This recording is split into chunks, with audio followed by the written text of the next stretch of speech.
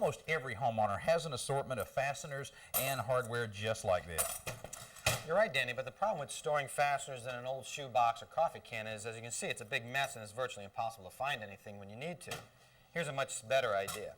I took a cupcake tray and I separated the washers and nuts and the screws into individual compartments so it's really easy to find them when you need them. But if you divide all of these out, this is going to take up a lot of room on the shelf or a workbench. You're right, not only that, but if you put it on a shelf, it'll probably get knocked over and you'll have a mess, it'll be all over the floor. But what I've found is you can neatly store it right under the workbench so it's out of the way and really easy to get to. So all you've used here is just a couple 1x2s, it looks like, scrap wood on either side to act as the guide. Yeah, I just made cleats and screwed them to the bottom of the workbench.